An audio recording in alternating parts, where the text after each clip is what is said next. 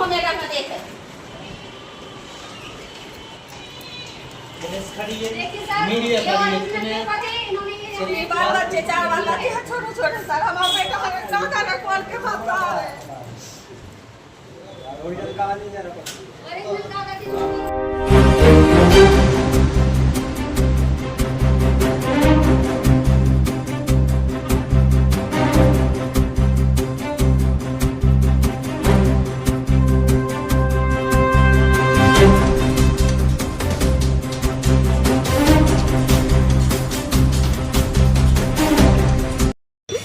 Sir हम लोग अच्छा वाला लेके आए थे उनको यहाँ पे। कौन है जो खत्म हुई हैं? वो हमारी मौसी सास है। हाँ, कैसे हुई हैं, क्या बताया है? इनको मतलब इन्होंने बच्चा था, इनको चाहिए नहीं था, 3 बच्चे इनको नहीं चाहिए था, तो इन्होंने डॉक्टर की सलाह से दवाइयाँ ले ली थी। तो वो लोग यहाँ हम लोग लेके आए परसों सोनोग्राफी के लिए सागर में। तो लोग बोले कि 10 से 15 हज़ार तक का खर्चा लगेगा, तो हमारा बजट नहीं था सर इतना। तो यहाँ पे सोनोग्राफी जहाँ हमने करवाई वहाँ पे वो लोगों ने यहाँ का नंबर दे दिया। अभी जिसने मतलब हमको यहाँ पहुँचाया है हाँ। वो तो फ़ोन ही नहीं उठा रही है सर। किसने पहुंचाया, कहाँ से आई हैं आप? हम लोग रैली से आए हैं सर। कब से इलाज चल रहा था इनका? इलाज का हमें नहीं पता, हम लोग तो खुद पंजाब से आए हैं अभी, मतलब हम लोग मेहमान थे इनके यहाँ। कौन सी डॉक्टर देख रही थी यहाँ पे? ये इनका इलाज रैली में चल रहा था, वो बसंत नेमा के पास। हाँ, बसंत नेमा के यहाँ पे इनका इलाज चल रहा था। तो इनको जितने दिन भी दवाइयाँ ली इन्होंने, आराम लगा रहा, इनको फिर से प्रॉब्लम हो गई। कितने माह की गर्भवती थी? 1.5 महीने, 1.5 महीने का था सिर्फ, जो भी हो इनको। तो ये लोग बोले कि वो बोले कि मतलब हमें डॉक्टर के पास ले चलो, ऐसी ऐसी प्रॉब्लम हो रही, ठीक नहीं हो पा रहे हैं हम। तो हम लोग नारायण हॉस्पिटल गए। नारायण हॉस्पिटल में उन लोग ने चार्ज बताया ज़्यादा, तो हम लोग का इतना बजट नहीं था सर, हम लोग इसलिए वहाँ से इस हॉस्पिटल आ गए। अच्छी वाली आई थी वो, उन्होंने खुद बात की। कितने बजे लेकर आई थी? ये आए थे हम लोग यहाँ पे कम से कम 12-1 बजा था समथिंग। और कितने बजे खत्म हो गई? 3-3:30 बजे। कहाँ की निवासी है? रैली के हैं हम लोग, रैली के हैं सर। यहाँ पे एक पेशेंट आई थी रैली से, विद्या राय, और उनका ट्रीटमेंट यहाँ पे हो रहा था। और ट्रीटमेंट के दौरान उनके साथ परिजन आए तो उन्होंने ये बताया कि उनकी डेथ हो गई। तो बताया कि मुंह से झाग निकला, और नॉर्मल आई थी लेकिन मुंह से झाग निकला, और उसके बाद उनकी डेथ हो गई।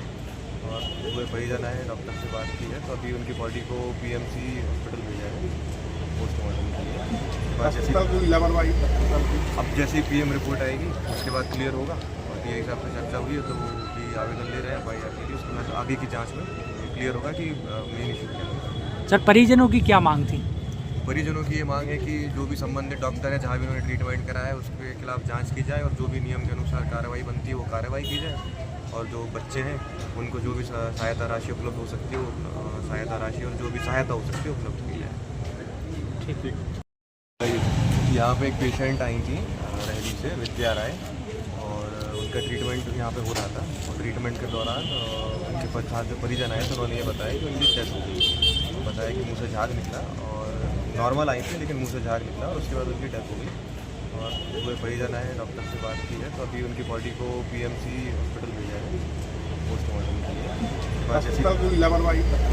अब जैसे ही PM रिपोर्ट आएगी उसके बाद क्लियर होगा। और DI साहब से चर्चा हुई है तो भी आवेदन ले रहे हैं FIR के लिए। उसके बाद आगे की जांच में क्लियर होगा कि मेन इशू क्या है। सर, परिजनों की क्या मांग थी?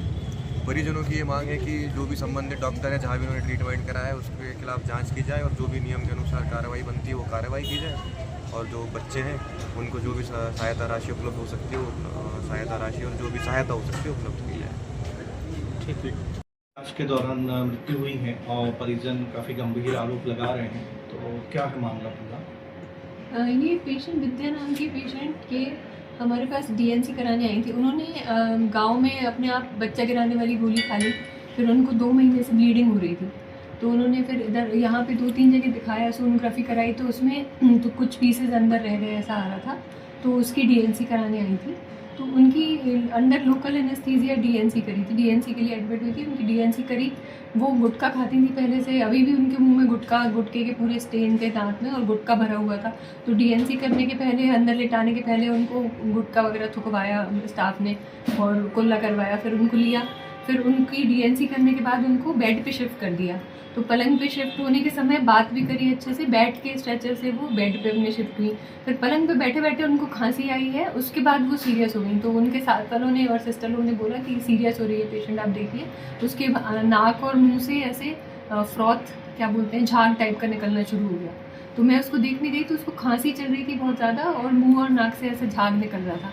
तो ये समझ में आया कि उसको गुटके की वजह से एस्पिरेशन हो गया, मतलब लंग्स के अंदर गुटका चला गया, खांसने में, सांस लेने में लंग्स के अंदर गुटका चला गया। तो उसकी वजह से लंग्स में इन्फ्लेमेशन हो गया, पानी भर गया पूरे लंग्स में, तो वो सांस नहीं ले पा रही थी।